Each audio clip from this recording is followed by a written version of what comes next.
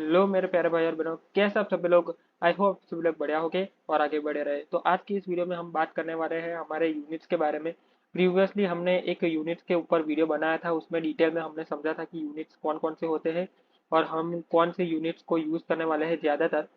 उसके अंदर हमने पिक्सल को देखा था, पिक्सल यानी कि हमारा एब्सोल्यूट यूनिट। तो हमने पिक्सल के बारे में उसे डीप में कवर किया था। आप जाके वो भी वीडियो देख सकते हैं, आपने अगर नहीं देखा हो तो हमारे चैनल पे जाके चेकआउट कर सकते हैं, आपको मिल जाएगा। और मैं इसकी लिंक भी दे दूंगा इसके आपको वीडियो के नीचे, ताकि आप इजीली से वो ढूंढ पाए।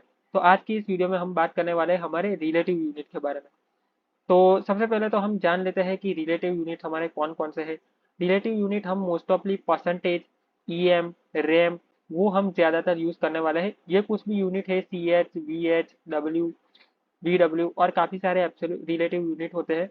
तो हम मोस्टली जो यूज़ करने वाले होते हैं वो है ये तीन। आगे आने वाले वीडियो में हम मोस्टली इन तीन यूनिट्स को यूज़ करेंगे।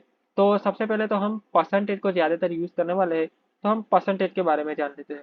परसेंटेज का उपयोग हमारे पेरेंट के रिलेवेंट उसकी साइज को डिफाइन करने के लिए होता है, यानी कि उसकी वैल्यू को हम उसे उसके पेरेंट के रिलेवेंट डिफाइन कर सकते हैं। सपोज कि हमारे पास यहाँ पे दो ड्यू है, ये ड्यू वन है, उसके बाद ये ड्यू टू है।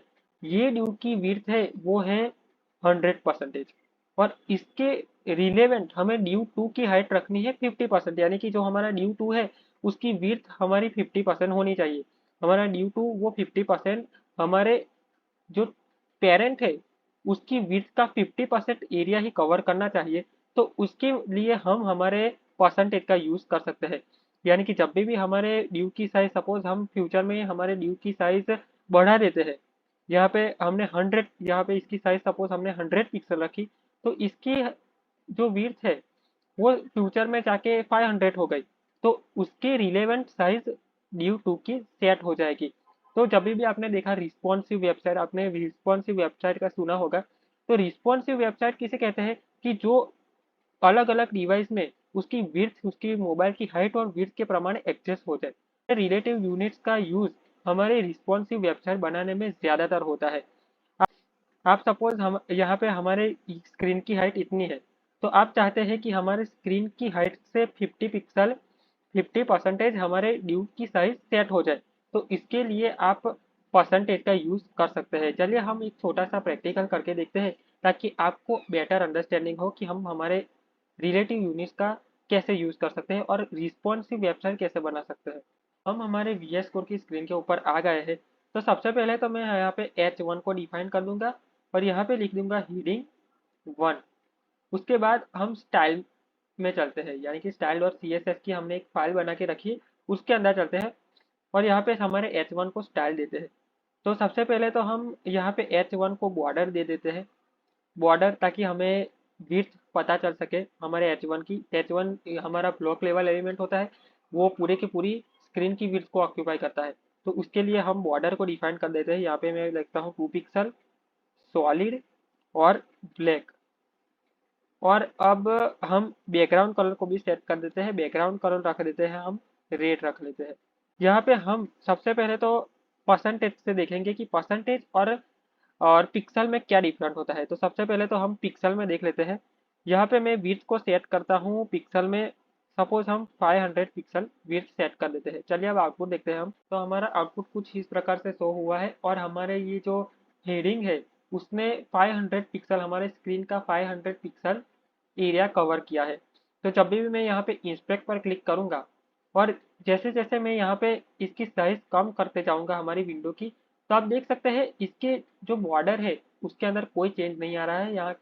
मतलब कि हमारे हीरिंग में कोई चेंज नहीं आ रहा है, ये आप देख सकते हैं। तो इसे हम रिस्पॉन्सिव वेबसाइट नहीं कह सकते हैं।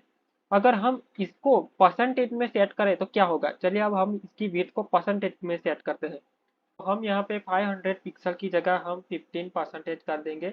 15% से क्या होगा कि जो हमारा H1 है वो हमारी स्क्रीन की साइज होगी, यानी कि हमारी पूरी स्क्रीन का 50% हिस्सा वो कवर करेगी।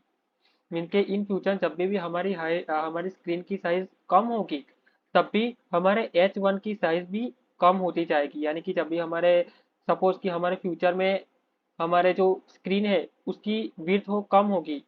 हमारी वेबसाइट अभी तो हमारी लैपटॉप में है, पर जब भी मोबाइल में जाएगी तो मोबाइल की विड्थ जो होगी वो थोड़ी कम होगी, तो उसके ही 50% हिस्सा वो हम H1 वह भी कवर कर देगा।